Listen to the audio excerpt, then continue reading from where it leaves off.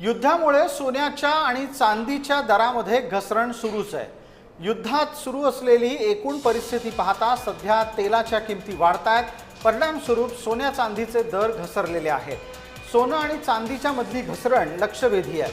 तोळ्यामागे सोनं 5,000ने घसरलंय, तर चांदी ही किलो मागे 10,000नी घसरलेली आहे। सोन्याचा आताचा प्रति तोळा दर हा 1,43,000वर आलाय, तर चांदी प्रति किलो 2,26,000 रुपयांपर्यंत जाऊन पोहोचली आहे।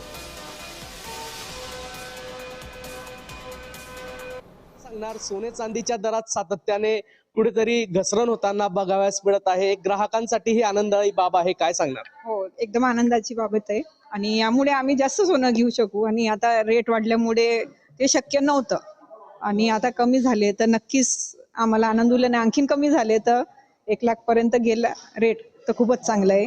सोनं 180च्या आसपास गेलं होतं, पण ज्यांच्याकडे लग्न समारंभ आहे आणि जे सर्वसामान्य आहेत त्यांच्यासाठी नक्कीच आनंदाची बाब आहे। कारण की 180 पर्यंत ते शक्य नव्हतं, पण आज तो काहीतरी दिलासा आहे सगळ्यांना की ते सोनं खरेदी करून लग्न समारंभ साजरे करू शकतात। सुवर्णनगरीमध्ये आज सोन्यात 5,000ची घसरण तर चांदी ही 16,000 रुपयाने या ठिकाणी घसरली आहे। ग्राहकांसाठी ही आनंददायी बाब आहे। जुगल पाटील, जय महाराष्ट्र न्यूज, जळगाव।